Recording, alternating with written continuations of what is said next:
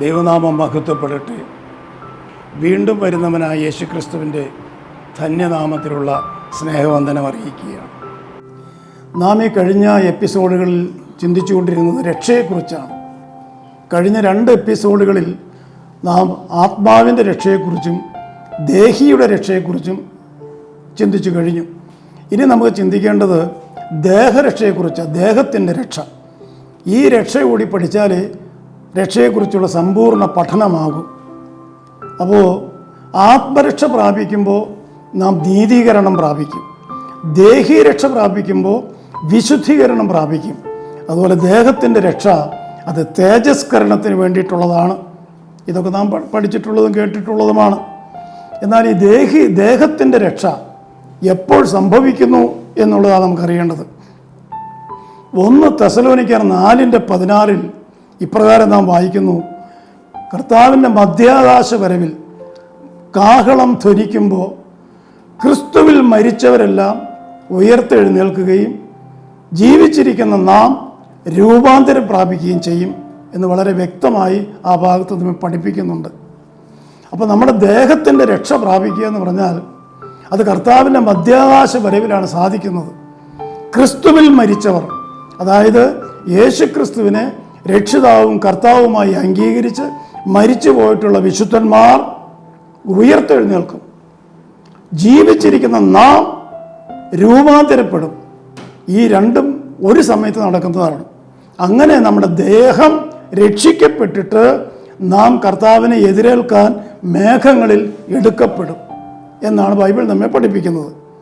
അപ്പോൾ ഇവിടെ നമുക്ക് പലർക്കും ഒരു സംശയമുണ്ട്, ഈ മരിച്ചു പോയവർ എങ്ങനെ ഉയർത്തെഴുന്നേൽക്കുമെന്ന്. നൂറ്റാണ്ടുകളായി മരിച്ചു പോയവരുണ്ട്, അനേക വർഷങ്ങൾക്ക് മുമ്പേ മരിച്ചു പോയവരുണ്ട്, ഇന്നലെ മരിച്ചു പോയവരുണ്ട്.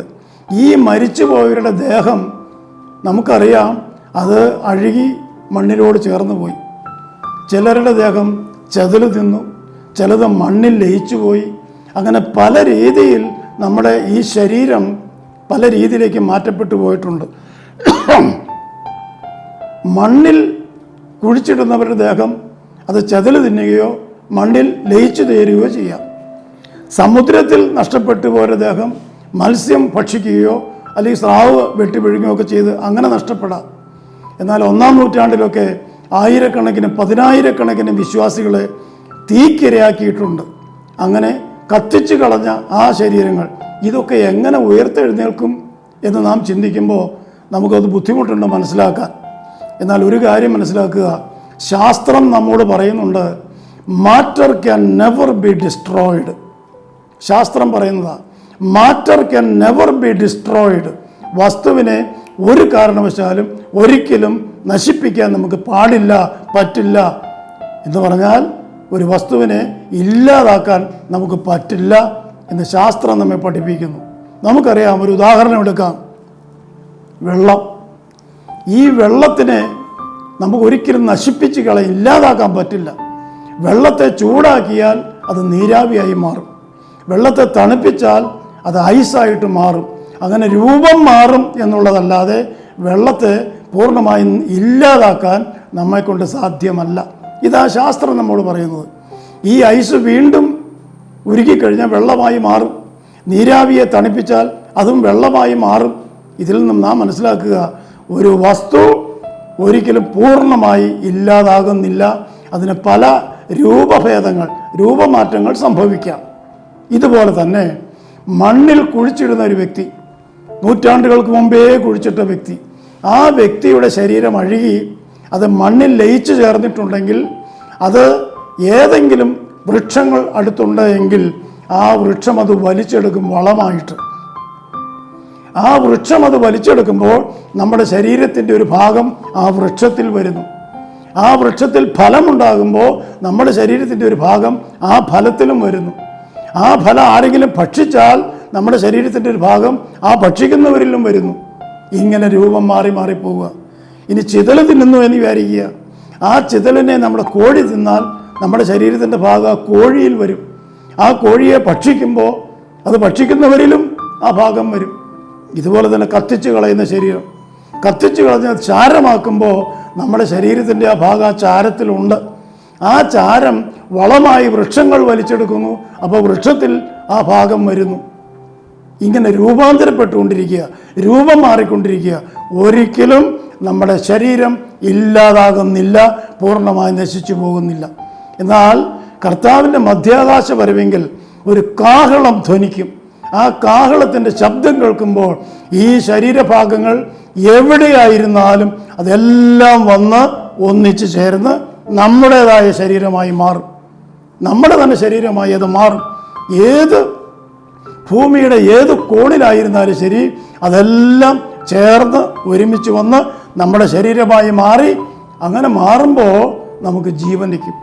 ആ സമയത്ത് പറുദീസായിൽ വിശ്രമിക്കുന്ന നമ്മുടെ ആത്മാവ് ഈ ശരീരത്തോട് ചേർന്ന് നാമായി എഴുന്നേറ്റ് വരും. അങ്ങനെയാണ് നമ്മുടെ ദേഹി രക്ഷിക്കപ്പെടുന്നത്. ഇത് വിശദമായി അപ്പോസ്തലനായ പൗലോസ് പറയുന്നുണ്ട്. ഈ ദേഹിയുടെ പ്രത്യേകത എന്താണ് എന്ന് നമുക്കൊന്ന് വായിക്കാം. 1 കൊരിന്ത്യർ 15 അധ്യായത്തിൻ്റെ 51 മുതൽ വായിക്കുമ്പോൾ ശ്രദ്ധിക്കണമേ, ഞാനത് വായിക്കാം. ഞാനൊരു മർമ്മം നിങ്ങളോട് പറയാം. നാം എല്ലാവരും നിദ്ര കൊള്ളുകയില്ല, എന്നാൽ അന്ത്യകാഹളത്തിങ്കൽ പെട്ടെന്ന് കണ്ണിമയ്ക്കുന്നതിനിടയിൽ നാം എല്ലാവരും രൂപാന്തരപ്പെടും. കാഹളം ധ്വനിക്കും, മരിച്ചവർ അക്ഷയരായി ഉയർക്കുകയും നാം രൂപാന്തരപ്പെടുകയും ചെയ്യും. ഈ ദ്രവത്വമുള്ളത് അദ്രവത്വത്തെയും ഈ മർത്യമായത് അമർത്യത്തെയും സ്വീകരിക്കണം. ഇതാണ് സംഭവിക്കുന്നത്. കാഹളം ധ്വനിക്കുന്ന സമയത്ത് നമ്മുടെ ശരീരത്തിൻ്റെ ഭാഗങ്ങൾ എവിടെയുണ്ടോ അതെല്ലാം കൂട്ടിച്ചേർത്ത് നമ്മുടെ ആത്മാവ് കൂടി നമ്മുടെ ശരീരത്തിലേക്ക് വരുമ്പോൾ നാം ഉയർത്തെഴുന്നേൽക്കും. അങ്ങനെ നമുക്ക് ലഭിക്കുന്ന ആ ശരീരം രക്ഷിക്കപ്പെട്ട ദേഹമാണ്. ആ ദേഹത്തിൻ്റെ പ്രത്യേകത അത് പിന്നീട് ദ്രവിക്കുന്ന ഒരു ശരീരമല്ല. ഇപ്പോൾ നമുക്കുള്ളത് നമുക്കറിയാം, നമ്മുടെ അസ്ഥിയും മാംസവും ദ്രവിക്കുന്നതാണ്. ഈ അസ്ഥിയും മാംസവും മർത്യമായതാണ്, മരിക്കുന്നതാണ്. എന്നാൽ വീണ്ടും നാം ഉയർത്തെഴുന്നേറ്റ് വരുമ്പോൾ നമുക്ക് ലഭിക്കുന്ന ഈ ശരീരം ദ്രവിക്കാത്തതാണ്. ഈ ദ്രവത്വമുള്ളത് അദ്രവത്വത്തെ സ്വീകരിക്കുന്നു എന്ന് പറഞ്ഞാൽ ദ്രവിക്കാത്ത ശരീരം നമുക്ക് ലഭിക്കും. ഇത് മർത്യമായതാണ് ഈ ശരീരം. ഇനി നമുക്ക് ലഭിക്കാൻ പോകുന്നത് അമർത്യമായതാണ്. ഇനി ശരീരത്തിന് മരണമില്ല. അങ്ങനെ മരണമില്ലാത്ത ഒരു ശരീരം, ദ്രവിക്കാത്ത ഒരു ശരീരം, ഇത് കർത്താവിൻ്റെ മധ്യാകാശ വരവിൽ നമുക്ക് ലഭിക്കുന്നു. ഇങ്ങനെയാണ് നമ്മുടെ ഈ ദേഹത്തിൻ്റെ രക്ഷ സംഭവിക്കുന്നത്. പ്രിയമുള്ളവരെ, നാം മുമ്പ് ചിന്തിച്ചതാണ്, മനുഷ്യൻ 3 ഘടകങ്ങളാൽ സൃഷ്ടിച്ചു. ആ 3 ഘടകങ്ങൾ ദേഹം, ദേഹി, ആത്മാവ്. ഇത് 3ഉം രക്ഷിക്കപ്പെടണമെന്ന് ചിന്തിച്ചു. 3 തരത്തിലാണ് രക്ഷിക്കപ്പെടുന്നത്, 3 സമയത്താണ് രക്ഷിക്കപ്പെടുന്നത്. ഇതെല്ലാം നമുക്കിപ്പോൾ വ്യക്തമായിട്ട് മനസ്സിലായി. ആദ്യം നാം രക്ഷിക്കപ്പെടുന്നത് ആത്മാവിൻ്റെ രക്ഷ വിശ്വാസത്താൽ, പിന്നീട് ദേഹിയുടെ രക്ഷ പ്രവൃത്തിയാൽ. ഇപ്പോൾ നാം പറയുന്നു ഇത് ദേഹത്തിൻ്റെ രക്ഷ. അത് കർത്താവിൻ്റെ മധ്യാകാശ വരവിൽ സംഭവിക്കുന്ന കാര്യമാണ്.